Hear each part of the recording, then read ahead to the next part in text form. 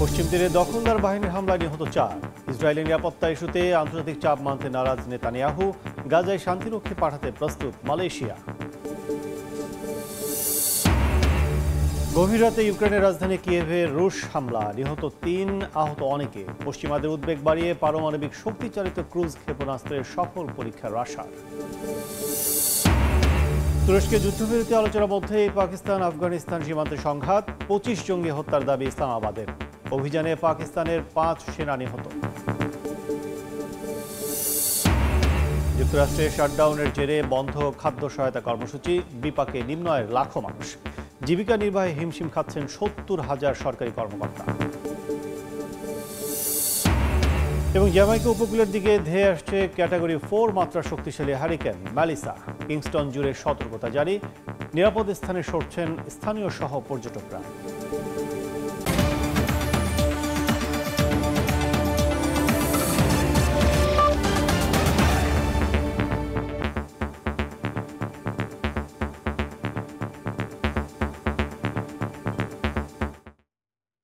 আন্তর্জাতিক সময়ের সঙ্গে আছি আমি কাজল আব্দুল্লাহ। অধিকৃত পশ্চিম তীরে ইসরায়েলি হামলায় 4 ফিলিস্তিনি নিহত হয়েছেন। নিরাপত্তা নীতি নিয়ে কোনো আন্তর্জাতিক চাপ গ্রহণযোগ্য নয় বলে জানিয়েছেন ইসরায়েলের প্রধানমন্ত্রী বেনিয়ামিন নেতানিয়াহু। অন্যদিকে গাজায় শান্তিরক্ষী পাঠাতে প্রস্তুত বলে জানিয়েছেন মালয়েশিয়ার প্রধানমন্ত্রী আনোয়ার ইব্রাহিম। যুদ্ধবিরতি তৃতীয় সপ্তাহে গড়ালেও ধ্বংসস্তূপ আর অনিশ্চয়তা নিয়ে বেঁচে আছেন গাজাবাসী। গাজার দক্ষিণাঞ্চলে ধ্বংসস্তূপের নিচে এখনও লুকিয়ে রাখা আছে প্রায় 66,000 টন বিস্ফোরণহীন গোলাবারুদ। মার্কিন মধ্যস্থতায় যুদ্ধবিরতি টিকলেও প্রতিদিনে এসব বোমার ঝুঁকিতে হাজারো মানুষ। শিশুরা ধ্বংসস্তূপে খেলতে গিয়ে বহুবার প্রাণ হারিয়েছে। হামাস জানায় 13 বন্দীর লাশ উদ্ধারে অনুসন্ধান অভিযান বিস্তৃত করেছে তারা। এদিকে ইসরায়েলের অনুমতিতে গাজায় প্রবেশ করেছে মিশরীয় দল ও আন্তর্জাতিক মানবিক সংস্থা রেড ক্রস। এ পর্যন্ত 15টি লাশ ফেরত দিয়েছে হামাস, কিন্তু 5 দিন ধরে নতুন কোনো লাশ হস্তান্তর হয়নি। 48 ঘন্টার মধ্যে অগ্রগতি না হলে নতুন পদক্ষেপের হুঁশিয়ারিও দিয়েছেন মার্কিন প্রেসিডেন্ট ডোনাল্ড ট্রাম্প। অন্যদিকে নিরাপত্তা নীতি নিয়ে কোনো আন্তর্জাতিক চাপ গ্রহণযোগ্য নয় বলে জানিয়েছেন ইসরায়েলি প্রধানমন্ত্রী বিনিয়ামিন নেতানিয়াহু। ইসরায়েল নিজের নিরাপত্তা নিজেরাই নিশ্চিত করবে বলে মন্তব্য করেন তিনি। যুদ্ধবিরতির মধ্যেও গাজার পশ্চিম তীরে এলোপাতাড়ি অভিযানে আহত হয়েছেন বেশ কয়েকজন ফিলিস্তিনি। এর মধ্যে একজনের অবস্থা আশঙ্কাজনক। পাশাপাশি লেবাননের বেকা অঞ্চলে হিজবুল্লাহর 2 সদস্যকেও হত্যা করার দাবি করেছে ইসরায়েল। এদিকে গাজায় একটি বহুজাতিক শান্তিরক্ষী বাহিনী মোতায়েন করতে চায় যুক্তরাষ্ট্র, যেখানে অংশ নেবে আরব দেশগুলো। কাতারে এ নিয়ে বৈঠক করেছেন মার্কিন কর্মকর্তারা। একই সময়ে গাজায় শান্তিরক্ষী পাঠাতে প্রস্তুত বলে জানিয়েছেন মালয়েশিয়ার প্রধানমন্ত্রী আনোয়ার ইব্রাহিম। জাতিসংঘ মহাসচিবের সঙ্গে বৈঠকে গাজার মানবিক পরিস্থিতিকে আন্তর্জাতিক আইনের চরম লঙ্ঘন বলে অভিহিত করেন তিনি। ইয়াসমিন অনন্যা, সময় সংবাদ। যুক্তরাষ্ট্রের সঙ্গে সমান মর্যাদা ও পারস্পরিক শ্রদ্ধার ভিত্তিতে আলোচনায় বসতে প্রস্তুত ইরান। দেশটির পররাষ্ট্রমন্ত্রী আব্বাস আরাকচি জানান, পরমাণু ইস্যুতে বুদ্ধিদীপ্ত সমাধানের লক্ষ্যে কূটনৈতিক পথেই এগোতে চায় তেহরান।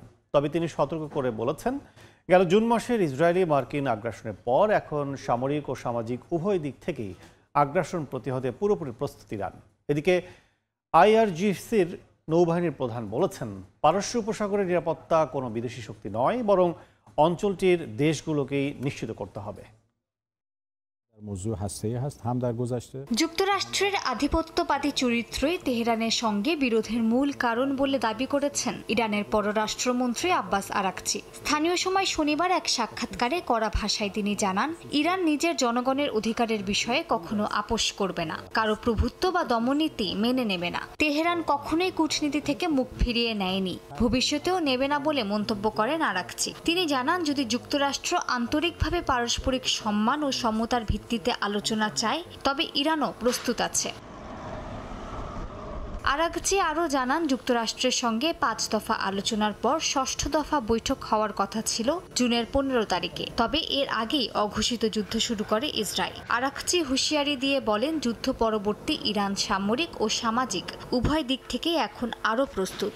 তার মতে প্রস্তুতি মানে যুদ্ধ নয়, বরং যুদ্ধ ঠেকানোর সক্ষমতা। তিনি সতর্ক করে বলেন, যদি তারা আবার ভুল করে, জবাব আগের মতোই কঠোর হবে। এদিকে পারস্য উপসাগরের নিরাপত্তা কোনো বিদেশি শক্তি নয়, বরং অঞ্চলটির দেশগুলোকে নিশ্চিত করার আহ্বান জানিয়েছেন আইআরজিসির নৌবাহিনীর প্রধান আলীরেজা তাংসিরি। তিনি দাবি করেন, পূর্ণ শক্তি দিয়ে হরমুজ প্রণালী ও পারস্য উপসাগরের নিরাপত্তা নিশ্চিত করছে ইরানের নৌবাহিনী। আলীরেজা আরও অভিযোগ করেন, বহিরাগত শক্তিগুলো নিরাপত্তার নামে উপসাগরে অবস্থান করছে, কিন্তু তাদের উপস্থিতির আসল কারণ কেবল অস্ত্র বিক্রি ও অনধিকার প্রভাব বিস্তারের পথ তৈরি করা। অন্যদিকে সাবেক আইআরজিসি প্রধান মোহাম্মদ আলী জাফরি দাবি করেছেন, মস্কো এখন তেহরানের অস্ত্র প্রযুক্তির উপর নির্ভর করছে। বলেন, ইরান রাশিয়ার সাহায্যে শক্তিশালী হয়নি, বরং এখন রাশিয়ায় ইরানের ড্রোন ও ক্ষেপণাস্ত্র প্রযুক্তি চায়। জাফরির ভাষায়, ইরানের নিখুঁত নিশানা সম্পন্ন ক্ষেপণাস্ত্র রুশ প্রযুক্তির চেয়েও উন্নত, আর এসব অর্জন সম্পূর্ণ দেশীয় প্রচেষ্টার ফল। মালিহা সুহরওয়ার্দী, সময় সংবাদ। রুশ বাহিনীর হামলায় কেঁপে উঠেছে ইউক্রেনের রাজধানী কিয়েভ। ড্রোন হামলায় প্রাণ হারিয়েছেন ৩ জন, আহত হয়েছেন শিশু, নারী সহ বহু মানুষ। অন্যদিকে দুটি ইউক্রেনীয় ড্রোন ভূপাতিত করার দাবি করেছে রুশ বিমান প্রতিরক্ষা বাহিনী। রাতের আঁধারে হঠাৎ কেঁপে ওঠে কিয়েভের আবাসিক এলাকা। মুহূর্তে আগুন ধরে দুটি বহুতল ভবনে, ধোঁয়ায় ঢেকে যায় চারপাশ।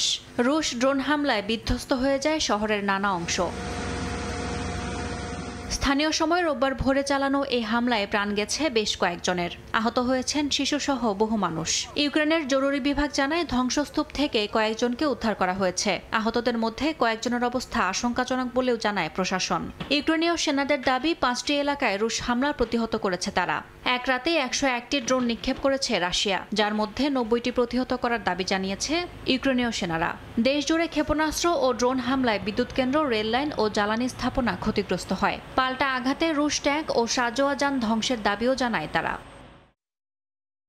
অন্যদিকে মস্কোর দিকে আসা 2টি ইউক্রেনীয় ড্রোন ভূপাতিত করার দাবি করেছে রুশ বিমান প্রতিরক্ষা বাহিনী। রোববার 2 দফায় এই হামলার চেষ্টা প্রতিহত করা হয় বলে জানান তারা। রুশ প্রতিরক্ষা মন্ত্রণালয়ের দাবি, সুমি ও খার্কিভে তাদের বাহিনী অগ্রগতি অব্যাহত রেখেছে এবং ইউক্রেনের প্রতিরক্ষা স্থাপনায় হামলা চালানো হয়েছে। রাশিয়ার ভেতরে হামলা হলে ধ্বংসাত্মক প্রতিক্রিয়া হবে বলেও হুঁশিয়ারি দিয়েছে মস্কো।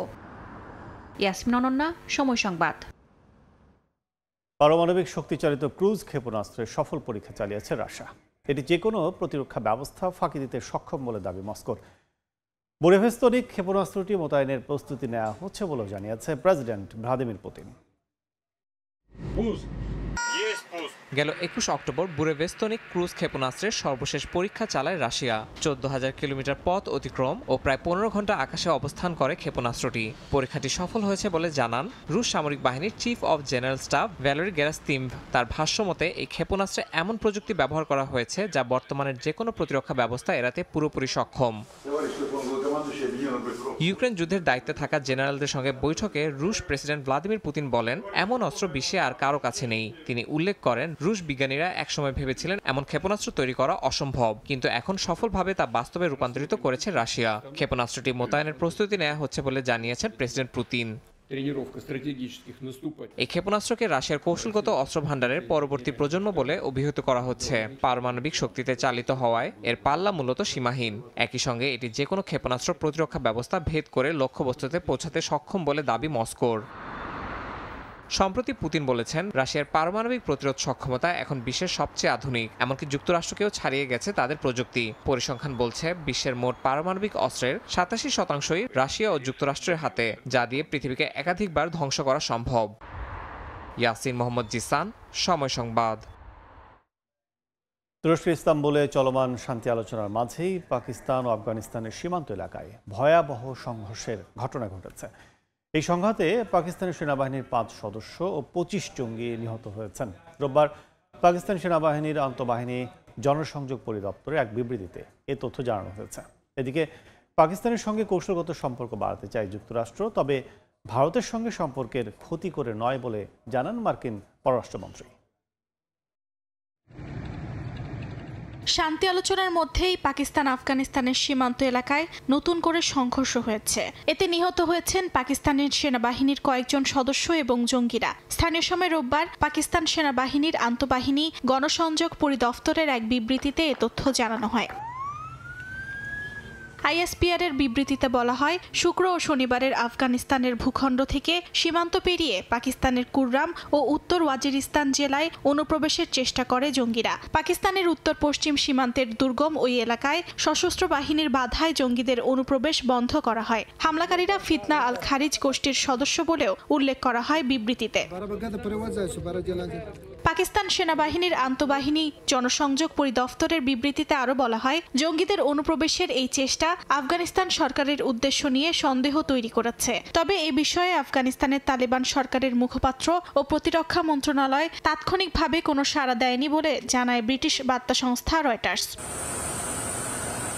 এদিকে পাকিস্তানের সঙ্গে কৌশলগত সম্পর্ক বাড়ানোর কথা জানিয়েছে যুক্তরাষ্ট্রের পররাষ্ট্রমন্ত্রী মার্কো রুবিও। সেক্ষেত্রে ভারতের সঙ্গে তাদের ঐতিহাসিক ও গুরুত্বপূর্ণ সম্পর্ককে ক্ষতিগ্রস্ত করে নয় বলেও জানান তিনি। মালয়েশিয়ায় দক্ষিণ পূর্ব এশিয়ার দেশগুলোর জোট আসিয়ানের শীর্ষ সম্মেলনে যোগ দিতে যাওয়ার আগে সাংবাদিকদের সঙ্গে আলাপচারিতায় এ কথা বলেন রুবিও। অর্জিতা সিরাজিন, সময় সংবাদ। যুক্তরাষ্ট্রে চলমান শাটডাউনের জেরে থমকে গেছে হাজারো সরকারি কর্মকর্তার জীবন। প্রায় 70,000 কর্মকর্তাকে বেতন ছাড়াই পাঠানো হয়েছে বাধ্যতামূলক ছুটিতে। এতে জীবিকা নির্বাহ করতে হিমশিম খাচ্ছেন তারা। গায়ে থ্রি-পিস স্যুট ও গলায় টাই, পেশায় একজন সরকারি আইনজীবী। কিন্তু গত প্রায় 1 মাস ধরে তাকে ফুটপাতে খাবার বিক্রি করতে দেখা যায়। মার্কিন ফেডারেল শাটডাউনের কারণে বেতন ছাড়াই বাধ্যতামূলক ছুটিতে যাওয়ার পর এটি আইজ্যাক স্টেইনের জীবিকা নির্বাহের মাধ্যম। যদিও শাটডাউনের আগে শুধুমাত্র ছুটির দিন উপভোগ করার একটি মাধ্যম হিসেবে এ কাজ শুরু করেছিলেন তিনি। একই দশা যুক্তরাষ্ট্রের প্রায় 70,000 ফেডারেল কর্মকর্তার। এটা আমার সৌভাগ্য যে দুর্দশার এই সময় আমি কিছু করতে পারছি, কিন্তু আমি দ্রুত কাজে ফিরে যেতে চাই। যখন শাটডাউন শেষ হবে আমি সেই অপেক্ষায় আছি। শাটডাউনের মুখে উপার্জন বন্ধ হয়ে যাওয়ায় সংসার চালাতে হিমশিম খাচ্ছেন কর্মকর্তারা। এককালে যারা সচ্ছল জীবনযাপনে অভ্যস্ত ছিলেন তাদের দাঁড়াতে দেখা যাচ্ছে বিনামূল্যে খাদ্য সহায়তা গ্রহণের লাইনে। সাবেক USAID কর্মকর্তা ও 13 মাস বয়সী এক শিশুর মা এমি উকলো জানান, কোনো মতে প্রতিদিনের খরচ জোগাচ্ছেন তারা। আমাদের সকল সঞ্চয় ফুরিয়ে গেছে, কোনো মতে দিন পার করছি। আমি প্রতিনিয়ত চাকরির চেষ্টা চালাচ্ছি, কিন্তু কোনো লাভ হচ্ছে না। আমার মেয়েটার বয়স মাত্র 13 মাস। ওর খাবার ফর্মুলার জন্য আমার ত্রাণ সহায়তার উপর নির্ভর করতে হচ্ছে।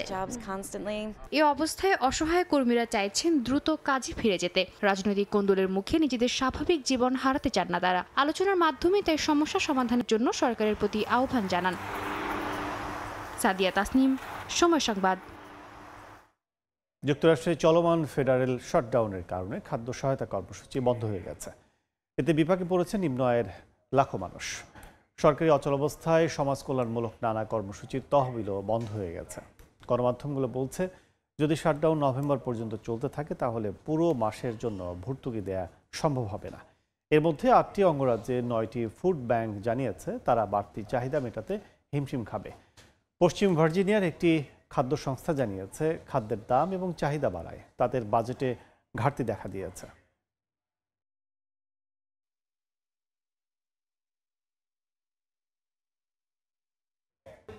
দক্ষিণ চীন সাগরে দুটি আলাদা দুর্ঘটনায় যুক্তরাষ্ট্রের নৌবাহিনীর একটি হেলিকপ্টার ও একটি যুদ্ধ বিমান বিধ্বস্ত হয়েছে।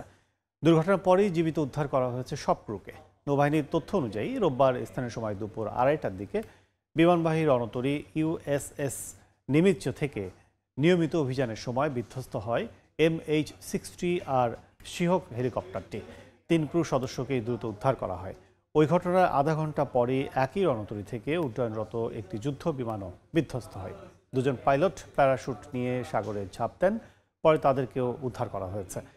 এই ঘটনায় তদন্ত শুরু করেছে মার্কিন নৌবাহিনী। দক্ষিণ চীন সাগরে যুক্তরাষ্ট্রের উপস্থিতি নিয়ে দীর্ঘদিন ধরে উত্তেজনা বিরাজ করছে। ওই জলসীমার মালিকানা দাবি করে চীন।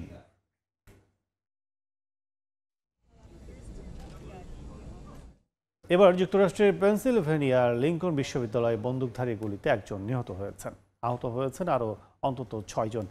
স্থানীয় সময় শনিবার রাতে বিশ্ববিদ্যালয়ের আন্তর্জাতিক সাংস্কৃতিক কেন্দ্রের বাইরে অনুষ্ঠান চলাকালে আচমকাই গুলি চালায় বন্দুকধারী। ঘটনাস্থলে প্রাণ হারান একজন। খবর পেয়ে সেখানে পৌঁছে আহতদের উদ্ধার করে পুলিশ। এ ঘটনায় জড়িত সন্দেহে এক অস্ত্রধারীকে আটক করা হয়েছে। আইন প্রয়োগকারী সংস্থাগুলো ঘটনার তদন্তে নেমেছে।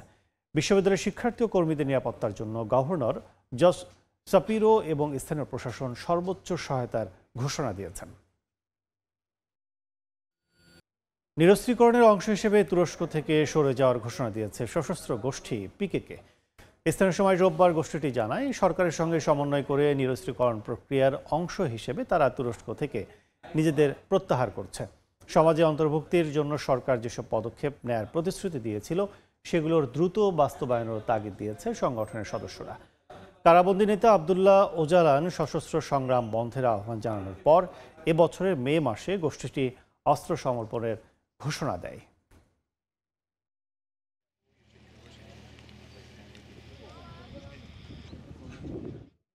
এদিকে তুরস্কের বিরোধী নেতা ও ইস্তাম্বুলের সাবেক মেয়র এক্রেম ইমামোগলুর মুক্তির দাবিতে রাজধানী আঙ্কারায় বিক্ষোভে নামেন হাজারো মানুষ। তার সমর্থনে সমাবেশ করে দেশটির প্রধান বিরোধী দল সিএইচপি। প্রেসিডেন্ট নির্বাচনে দলীয় প্রার্থী হিসেবে মনোনয়ন পাওয়ার পর গুপ্তচর বৃত্তির অভিযোগে তাকে গ্রেফতার করা হয়।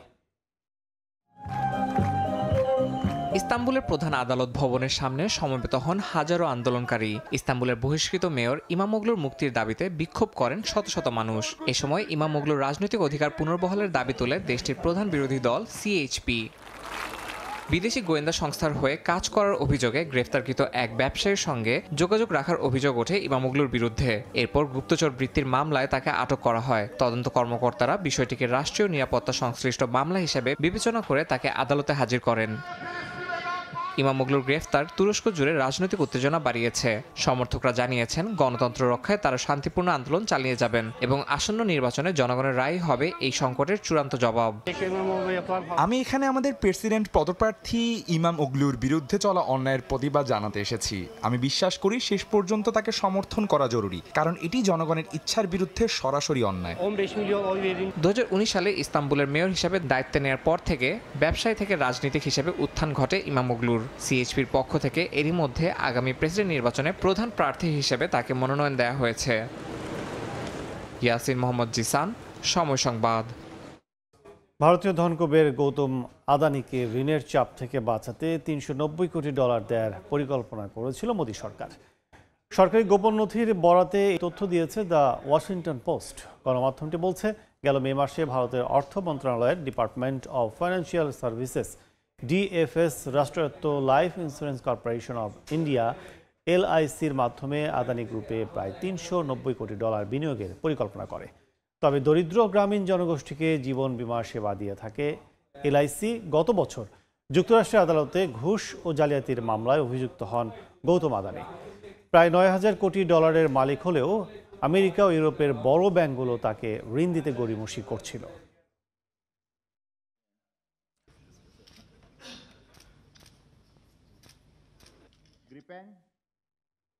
প্যারিসের লুভর মিউজিয়াম থেকে মূল্যবান রাজকীয় গহনা ডাকাতির ঘটনায় 2 সন্দেহভাজনকে আটক করেছে ফরাসি পুলিশ।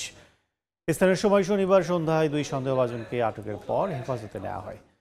ফরাসি গণমাধ্যমের তথ্য অনুযায়ী আটক 2 ব্যক্তি রাজধানীর সেন-সাদনি এলাকার বাসিন্দা। তাদের একজনকে চার্লস দ্য গল বিমানবন্দর থেকে পালানোর সময় গ্রেফতার করা হয়। চলতি মাসের 19 তারিখে ডাকাতি হয় বিখ্যাত জাদুঘরটিতে। অন্তত 8টি অলংকার নিয়ে পালিয়ে যায় ডাকাত দল। অলংকার উদ্ধারে অভিযান অব্যাহত রেখেছে পুলিশ।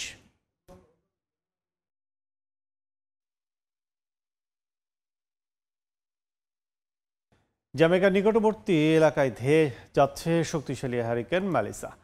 কিংস্টন জুড়ে জারি করা হয়েছে সতর্কতা। উপকূলীয় এলাকার বাসিন্দারা নিরাপদ স্থানে সরে যাচ্ছেন। পর্যটকরাও আগেভাগে ত্যাগ করছেন জ্যামাইকা। শক্তিশালী ঘূর্ণিঝড়ে পরিণত হয়েছে হ্যারিকেন মেলিসা। ধেয়ে আসছে জ্যামাইকার দক্ষিণ উপকূলের দিকে। জারি করা হয়েছে জরুরি সতর্কবার্তা। স্থানীয় সময় রোববার সকাল থেকে জ্যামাইকার ঐতিহাসিক পোর্ট রয়্যাল শহরে ঘূর্ণিঝড় মোকাবিলায় প্রস্তুতি নিতে দেখা যায় বাসিন্দাদের। ম্যারিনার নৌকাগুলো টেনে আনা হয় তীরে। কেউ জানালা বন্ধ করছেন কাঠের তক্তা দিয়ে, কেউ বা ঘরের চারপাশে বালির বস্তা সাজিয়ে নিচ্ছেন। স্থানীয় পুলিশও বাসিন্দাদের সঙ্গে কথা বলে শেষ মুহূর্তে নিরাপত্তা প্রস্তুতি যাচাই করছেন। কিংস্টনের ব্যবসায়ীরাও ঘূর্ণিঝড় মেলিসার আশঙ্কায় তৎপর। মোরস্পেন ও ওল্ড হারবারের মতো উপকূলীয় এলাকার বাসিন্দাদের নিরাপদ স্থানে সরিয়ে নেওয়া হচ্ছে। এরই মধ্যে পর্যটকরা বিমানে জ্যামাইকা ত্যাগ করছেন। কানাডা, যুক্তরাষ্ট্র ও ইংল্যান্ড থেকে আসা পর্যটকরা ছুটি শেষ না করেই 2 থেকে 6 দিন আগেই ফিরে যাচ্ছেন। জ্যামাইকার আবহাওয়া বিভাগ জানিয়েছে হ্যারিকেন মেলিসা সোমবার রাত বা মঙ্গলবার সকাল নাগাদ আঘাত হানতে পারে। ঝড় দক্ষিণ থেকে উত্তর দিকে ঘুরে সরাসরি জ্যামাইকার উপর দিয়ে যাবে বলেও জানায় তারা। প্রভাবিত অঞ্চলে 20 থেকে 30 ইঞ্চির বৃষ্টিপাত হতে পারে, উঁচু অংশে 30 ইঞ্চিরও বেশি। সাগরের জলোচ্ছ্বাস, বাতাস ও প্রচণ্ড বৃষ্টি জনজীবন ও অবকাঠামোর জন্য মারাত্মক ঝুঁকি সৃষ্টি করবে বলেও সতর্ক করছেন তারা। ইয়াসমিন অনন্যা, সময় সংবাদ। তীব্র বায়ু দূষণের কবলে ভারতের নয়াদিল্লি। রাস্তাঘাট, ঐতিহাসিক স্থাপনা সবই যেন দৃষ্টিসীমার বাইরে। দূষণের কারণে সবচেয়ে বেশি ঝুঁকির মুখে শিশুরা। কাশি, শ্বাসকষ্ট সহ নানা রোগে হচ্ছে আক্রান্ত। তীব্র বায়ু দূষণের পেছনে খড় পোড়ানোকে দায়ী করছেন বিশেষজ্ঞরা। ভোরের আলো ফুটছে ঠিকই, তবে নয়াদিল্লির আকাশে আলো নেই, নেই স্বস্তির শ্বাস। দুশো চাদরের মতো ধোঁয়ায় ঢেকে গেছে রাজধানীর প্রতিটি প্রান্ত। দৃষ্টিসীমা কমে গেছে এমন পর্যায়ে ইন্ডিয়া গেট কিংবা নেতাজি সুভাষচন্দ্র বসুর মূর্তির মতো স্থাপনার চেহারাও যেন কুয়াশার আড়ালে হারিয়ে গেছে। শরীরচর্চা, হাঁটাহাঁটি কিংবা সকালের দৌড় মানুষের অভ্যস্ত রুটিন থেকে পিছিয়ে আসতে পারছে না। কিন্তু বিষাক্ত বাতাস যেন প্রতিটা নিঃশ্বাসেই যন্ত্রণার আঁচড় কাটছে ফুসফুসে। আমরা বড়রা নিজেদের দেখার চেষ্টা করি ঠিকই, কিন্তু একটা ছোট বাচ্চাকে কতটুকুই বা রক্ষা করা যায়। রাতে আমার সন্তানকে শ্বাসকষ্ট, কাশি আর বমি করতে দেখি, খুব অসহায় লাগে। সরকারের উদ্যোগ অনেক বলা হচ্ছে, কিন্তু বাস্তবতা পুরো আলাদা। দিল্লির দূষণ নিয়ে শুধু রাজধানী নয়, ব্যতিব্যস্ত পুরো উত্তর ভারত। ফসল কাটার পর জ্বালিয়ে দেওয়া হচ্ছে ফসলের অবশিষ্ট অংশ। পাঞ্জাব, হরিয়ানার বহু জেলায় আগুনের ধোঁয়ায় তৈরি হচ্ছে দূষিত ধোঁয়া। এই ধোঁয়াই বাতাসের সঙ্গে ভেসে ঢুকছে দিল্লি সহ আশেপাশের এলাকায়। আমাদের মতো ছোট কৃষকদের হাতে বিকল্প নেই। সরকার যদি সাহায্য না করে, বোনাস বা ভর্তুকি না দেয়, তাহলে ফসলের অবশিষ্ট পুরানো ছাড়া উপায় থাকে না। শীতের কুয়াশা, যানবাহনের ধোঁয়া, নির্মাণ কাজের ধুলা আর কৃষি জমির আগুন সব মিলিয়ে দিল্লির বাতাস এখন যেন বিশেষ সমান। বিশেষজ্ঞদের মতে এই পরিস্থিতি চললে সবচেয়ে ঝুঁকিতে থাকবে শিশুরা ও বৃদ্ধরা। শিউলি রোসা, সময় সংবাদ। ইরাকে জ্বালানি তেলের পাইপলাইনে ভয়াবহ বিস্ফোরণে 2 জন নিহত হয়েছেন। আহত হয়েছেন অন্তত 5 জন। এদের অধিকাংশের অবস্থা আশঙ্কাজনক বলে জানা গেছে। স্থানীয় সময় রোববার দেশটির জুবাইর তেল পরিশোধনাগারে এই বিস্ফোরণের ঘটনা ঘটে। এই ঘটনায় তেল শোধনাগারের কার্যক্রমে কোনো প্রভাব পড়েনি বলে জানিয়েছে কর্তৃপক্ষ। প্রতিদিন 40 লাখ ব্যারেল তেল পরিশোধন করা হয় কারখানাটিতে। তাৎক্ষণিকভাবে বিস্ফোরণের কারণ সম্পর্কে কিছুই জানা যায়নি। এটি দুর্ঘটনা নাকি অন্য কোনো কারণে তা খতিয়ে দেখছে কর্তৃপক্ষ। ডোনাল্ড ট্রাম্পের গাজা পরিকল্পনায় সমর্থন জানিয়েছে দক্ষিণ পূর্ব এশিয়ার আঞ্চলিক জোট আসিয়ান।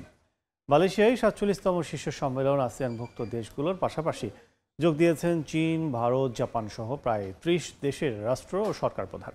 অংশ নিয়েছেন মার্কিন প্রেসিডেন্ট ডোনাল্ড ট্রাম্পও।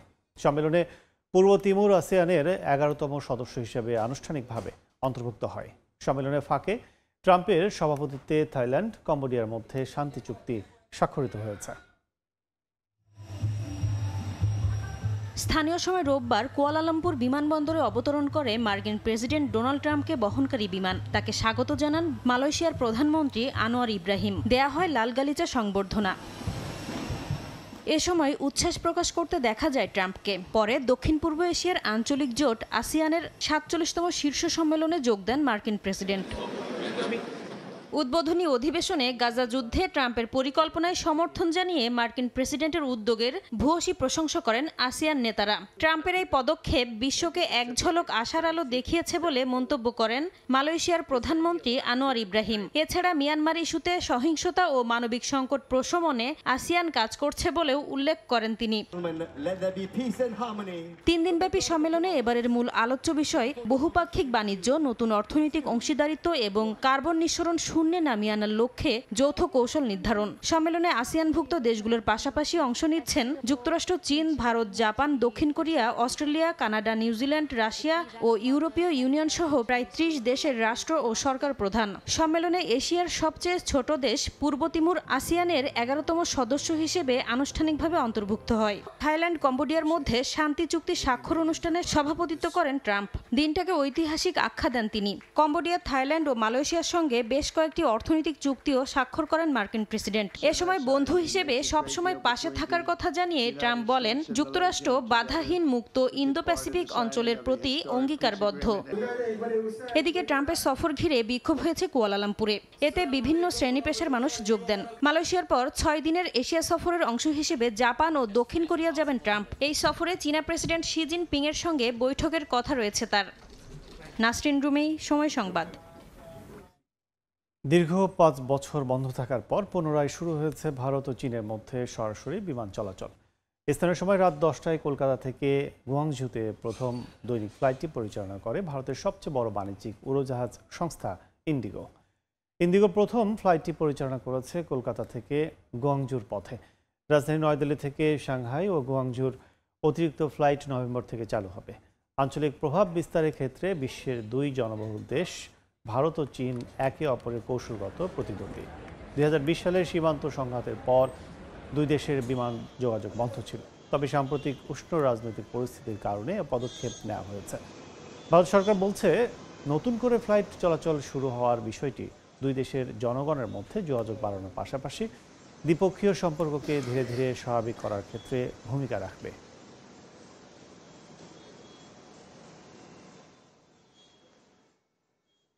মালয়েশিয়ার সঙ্গে প্রায় $150 বিলিয়ন বাণিজ্য চুক্তি সই করেছে যুক্তরাষ্ট্র। এছাড়া থাইল্যান্ড ও কম্বোডিয়ার সঙ্গেও নতুন বাণিজ্য ও খনিজ চুক্তি সই করেছে দেশটি। আন্তর্জাতিক বিশ্লেষকদের মতে, এশিয়ার চীনের বিকল্প খুঁজতেই বিভিন্ন দেশের সঙ্গে চুক্তি করছে ওয়াশিংটন। বৈশ্বিক অর্থনীতি ও বাজার ব্যবস্থায় বড় ধরনের প্রভাব ফেলছে চীন মার্কিন বাণিজ্য বিবাদ। এই উত্তেজনার মধ্যেই আগামী বৃহস্পতিবার বৈঠকে বসতে যাচ্ছে 2 দেশের প্রেসিডেন্ট, যা বৈশ্বিক বাণিজ্যে আনতে পারে নতুন মোড়। তবে আন্তর্জাতিক গণমাধ্যমের তথ্য বলছে, আলোচনার আগেই এশিয়ার বাণিজ্যে বিকল্প পথ খোলা রাখতে চাইছে যুক্তরাষ্ট্র। চীনের ওপর নির্ভরশীলতা কমাতে অন্যান্য দেশের সঙ্গেও নতুন নতুন বাণিজ্য চুক্তি সই করছে দেশটি। 47তম আসিয়ান সম্মেলনে আয়োজিত এক দ্বিপাক্ষীয় বৈঠকে মালয়েশিয়ার সঙ্গে নতুন বাণিজ্য ও বিনিয়োগ সহযোগিতা চুক্তিতে সই করেছেন মার্কিন প্রেসিডেন্ট ডোনাল্ড ট্রাম্প। এই চুক্তিগুলো 2 দেশের সম্পর্ককে বাণিজ্যের বাইরেও আরও মজবুত করবে বলে মত মালয়েশিয়ার প্রধানমন্ত্রী আনোয়ার ইব্রাহিমের। চুক্তি অনুযায়ী মালয়েশিয়া যুক্তরাষ্ট্রের রাসায়নিক যন্ত্রপাতি, বৈদ্যুতিক সরঞ্জাম, ধাতু, যাত্রীবাহী গাড়ি এবং কৃষিপণ্য আমদানিতে বিশেষ সুবিধা দেবে। বিপরীতে মালয়েশিয়া যুক্তরাষ্ট্রে গুরুত্বপূর্ণ খনিজ মাটির উপাদান রপ্তানিতে কোনো নিষেধাজ্ঞা আরোপ করবে না। 2 দেশের কোম্পানির মধ্যে যে বাণিজ্য চুক্তিগুলো হচ্ছে তার মূল্য প্রায় $150 বিলিয়ন। এছাড়া সম্মেলনে থাইল্যান্ড কম্বোডিয়া শান্তি চুক্তি সইয়ের পর 2 দেশের সঙ্গে বাণিজ্য ও গুরুত্বপূর্ণ খনিজ চুক্তি সই করে যুক্তরাষ্ট্র। যদিও থাইল্যান্ডের সঙ্গে করা চুক্তিটি মূলত ভবিষ্যতে সহযোগিতার প্রতিশ্রুতি মাত্র। তবে কম্বোডিয়ার চুক্তি অনুযায়ী শত শত পণ্যের ওপর আরোপিত পারস্পরিক শুল্ক মওকুফ করবে ওয়াশিংটন ও নমপেন। অন্তরা সেন, সময় সংবাদ। পূর্ব লন্ডনের টাওয়ার হ্যামলেটসে বিভেদ ও বর্ণবাদের বিরুদ্ধে ঐক্যের বার্তা নিয়ে বিশাল শান্তি র্যালির আয়োজন করা হয়েছে। সাবেক লেবার দলের প্রধান Jeremy Corbyn, Tower Hamlets mayor Lutfur Rahman সহ বিভিন্ন কমিউনিটির নেতারা এতে উপস্থিত ছিলেন। হোয়াইট চ্যাপেলের শান্তি সমাবেশে বক্তারা বলেন, টাওয়ার হ্যামলেটসে বর্ণবাদ ও উগ্রবাদ কোনো স্থান পাবে না। মেয়র লুৎফর রহমান বলেন, এই সমাবেশ ঐক্য বৈচিত্র্যের প্রতীক। বাংলাদেশের পাশাপাশি প্রবাসেও লেগেছে নির্বাচনী হাওয়া। প্রবাসীরা উৎসুক হয়ে অপেক্ষা করছেন নিজ নিজ পছন্দের প্রার্থীকে ভোট দেওয়ার জন্য। এবারের সংসদ নির্বাচনে প্রবাসী বাংলাদেশিরা ভোট দিতে পারবেন, এই বিষয়টি নিশ্চিত করেছে নির্বাচন কমিশন। এর মধ্যে সংযুক্ত আরব আমিরাতে অবস্থানরত প্রবাসী বাংলাদেশিদের কাছে ভোট চাইতে আসছেন বিভিন্ন দলের একাধিক প্রার্থী। ঢাকা জেলা বিএনপির সভাপতি খন্দকার আবু আশফাক নিজ এলাকার প্রবাসী ভোটারদের কাছে আগামী নির্বাচনে ভোট চেয়ে মতবিনিময় করেন।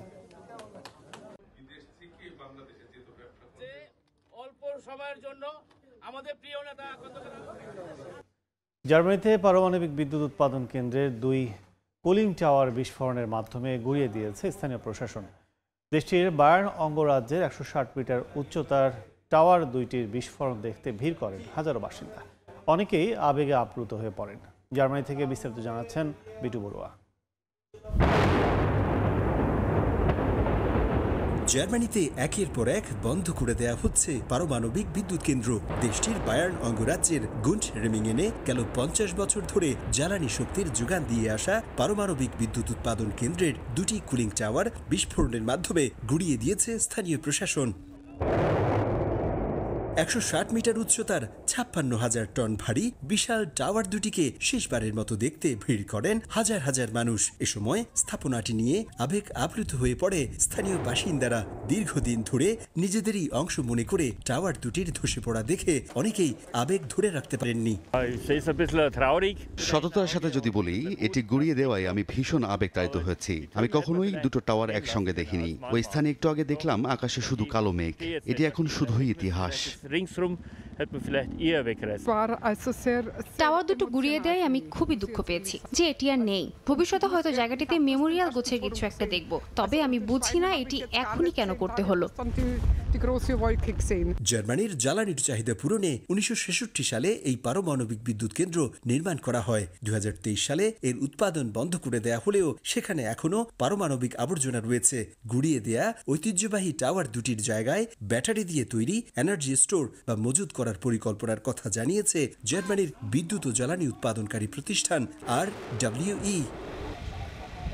জলবায়ু পরিবর্তনের কারণে বিশ্বের উষ্ণতা বৃদ্ধি রোধে জার্মানির মতো উন্নত দেশগুলো যখন পারমাণবিক শক্তি ব্যবহারের বদলে নবায়নযোগ্য শক্তিকে প্রাধান্য দিচ্ছে, তখনই তৃতীয় বিশ্বের অনেক দেশ পারমাণবিক শক্তি ব্যবহারের দিকে ঝুঁকছে, যা ভবিষ্যতে জাপানের ফুকুশিমার মতো বড়সড় বিপর্যয় ডেকে আনতে পারে বলে মত এদেশের পরিবেশ বিজ্ঞানীদের। জার্মানি থেকে বিটু বড়ুয়া, সময় সংবাদ। বেলজিয়ামের কাস্তারলে শহরে আয়োজিত হলো বার্ষিক কুমড়ো প্যাডলিং প্রতিযোগিতা, যেখানে স্থানীয় বাসিন্দারা বিশাল কুমড়োর মধ্যে বসে পুকুরে নৌকা চালানোর অভিজ্ঞতা উপভোগ করেন। অনন্য এই আয়োজন অনুষ্ঠানে যোগ দেয় সবার জন্যই আকর্ষণীয় হয়ে ওঠে। বিশাল কুমড়োর ভেতরে বসে প্যাডেলিং করছেন অনেকে। বেলজিয়ামের কাস্তারলে শহরের বার্ষিক কুমড়া প্যাডেলিং প্রতিযোগিতায় দেখা মিলল এমন চমকপ্রদ দৃশ্যের। প্রতিযোগিতায় অংশগ্রহণকারীরা 100 মিটার রিলে প্রতিযোগিতায় কুমড়ার নৌকা ব্যবহার করে দৌড় সম্পন্ন করে। আয়োজকরা জানান, 2008 সাল থেকে স্থানীয় কাইকিং ক্লাব ও কুমড়া চাষিদের উদ্যোগে প্রতি বছর এই আয়োজন করা হয়। প্রতিযোগিতার আগে কুমড়োগুলো পুকুরে নিয়ে যাওয়া হয় এবং ভাসতে সক্ষম কিনা তা পরীক্ষা করা হয়। বিশেষ যন্ত্র ও মানুষের সাহায্যে কুমড়োগুলো পুকুরে নামিয়ে তার স্থিতিশীলতা যাচাই করা হয়। এরপরই শুরু হয় প্যাডেলিং রেস। আয়োজকরা পাওয়ার টুল ব্যবহার করে কুমড়ো খোলেন ও ভেতরের অংশ খালি করেন। এই প্রক্রিয়া দেখার অভিজ্ঞতাও দর্শকদের কাছে ছিল আকর্ষণীয়। এগুলো খুবই বড়। আমরা কিভাবে এগুলোর খোসা ছাড়ানো হচ্ছে, কিভাবে তৈরি করা হচ্ছে তাও দেখলাম। এটা দেখতেও দারুণ লাগলো। আর এখন তারা প্যাডলিং করছে। এমন অভিনব দৃশ্য দেখে মুগ্ধ পর্যটকরা। প্যাডেলিং করা মানুষদের আনন্দময় মুহূর্ত উপভোগ করেন তারা। পরিবারের সঙ্গে বাইরে সময় কাটানোর জন্য এই আয়োজনটি দারুণ বলেও জানান আগত দর্শনার্থীরা। অর্জিতা শেহজিন, সময় সংবাদ। হ্যালোইন উদযাপন করছে কসোভার ভাল্লুকেরা। শুনতে একটু অবাক লাগলেও দেশটির প্রিস্টিনা অভয়ারণ্যে ভাল্লুকদের জন্য এই বিচিত্র ধর্মী আয়োজন, যেখানে উদযাপনের অংশ হিসেবে ভাল্লুকের জন্য খোদাই করা কুমড়া সহ এক মৌসুমী ভোজের আয়োজন করেছে কর্তৃপক্ষ। প্রাণীগুলোকে সক্রিয় রাখতে এই ধরনের উদ্যোগ নেওয়া হয়েছে বলে জানান অভয়ারণ্যটির মুখপাত্র।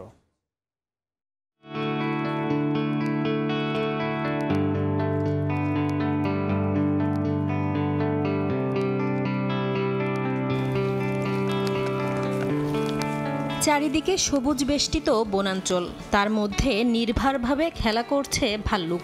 এটি মূলত কসোভো সরকার ও দেশটির প্রাণী কল্যাণ সংস্থা ফোরপজ এর যৌথ উদ্যোগে গড়ে ওঠা একটি অভয়ারণ্য। এই প্রিস্টিনা ভাল্লুক অভয়ারণ্যে হ্যালোইন যেন কিছুটা আগেই এসেছে। ভাল্লুকের জন্য বিশেষ খাবারের ব্যবস্থা করেছে কর্তৃপক্ষ, যেখানে পরিবেশন করা হয় বাদাম ছিটানো বিভিন্ন আকৃতি দিয়ে খোদাই করা কুমড়া। ভাল্লুকরাও যেন উৎসবের আমেজ আঁচ করতে পেরেছে। তাই তো অন্যান্য দিনের তুলনায় খেলাধুলায় বেশি মত্ত হয়ে উঠেছে ইমা, ওস্কার, রনো, 3 ভাই বোন।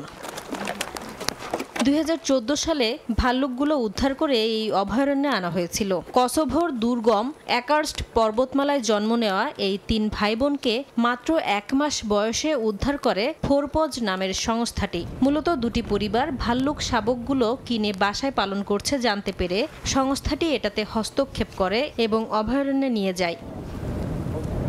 স্থানীয় সময় শুক্রবার ভাল্লুকগুলোকে দেখতে যান দর্শনার্থীরা। এ সময় আপেল আর গাজরের পুরভরা কুমড়ো খাওয়া নিয়ে বেশ ব্যস্ত থাকতে দেখা যায় প্রাণীগুলোকে। এখন শরৎকাল, বাদাম ও কুমড়ার মৌসুম। হ্যালোইন উৎসব উদযাপনের অংশ হিসেবে খাবারে বৈচিত্র্য আনতে কুমড়ায় বিভিন্ন ধরনের খোদাই করছে। এটা তাদের আকৃষ্ট করবে। আমি এখানে প্রথমবারের মতো এসেছি। আমার সঙ্গে কয়েকজন বন্ধুও এসেছে। ওরা অনেকদিন ধরে এখানকার কথা বলছিল। অবশেষে ভাল্লুকগুলোকে নিজ চোখে দেখতে পেরে খুবই ভালো লাগছে। প্রিস্টিনার কাছে ম্রামোরের বনাঞ্চলে অবস্থিত এই অভয়ারণ্যটি 2013 সালে চালু হয়। এটা প্রায় 16 হেক্টর জুড়ে বিস্তৃত। কসোভো ও আলবেনিয়ার বন্দিদশা থেকে উদ্ধার হওয়া অন্তত 19টি বাদামি রঙের ভাল্লুক এখানে অবাধে বিচরণ করছে। নাসরিন রুমি, সময় সংবাদ। লন্ডনে শুরু হয়েছে রহস্য, অন্ধকার আর গুপ্তবিদ্যার ব্যতিক্রম প্রদর্শনী ডার্ক সিক্রেটস দ্য অ্যাস্ট্রিক এক্সিবিশন, যেখানে রাখা হয়েছে অভিশপ্ত পুতুল থেকে শুরু করে অ্যামাজন জঙ্গলের শ্রাঙ্কেন হেড বা খুলি ছাড়া মানুষের মাথা। বিজ্ঞান, ইতিহাস আর অন্ধবিশ্বাস সব মিলে ভৌতিক এক পরিবেশে রোমাঞ্চ অনুভব করেন দর্শনার্থীরা।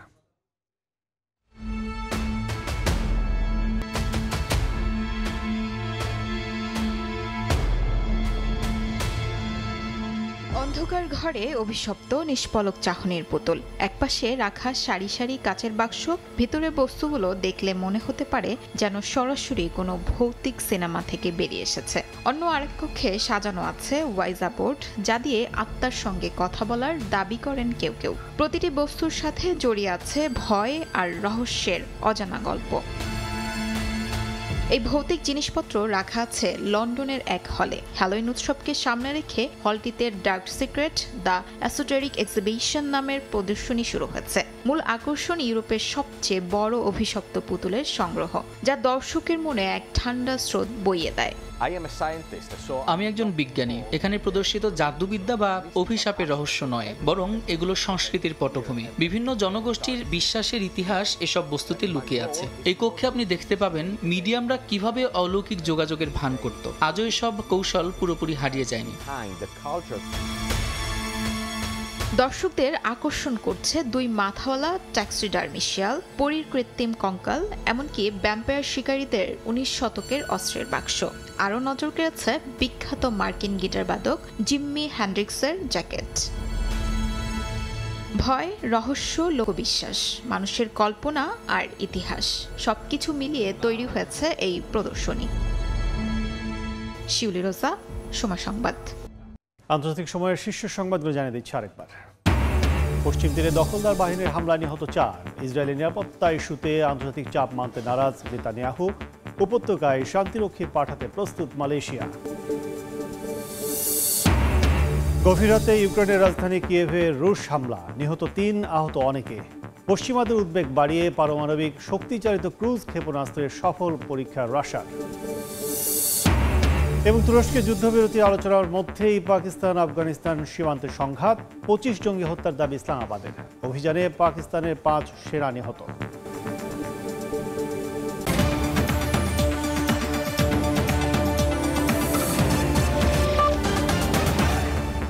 এই ছিল আন্তর্জাতিক সময়।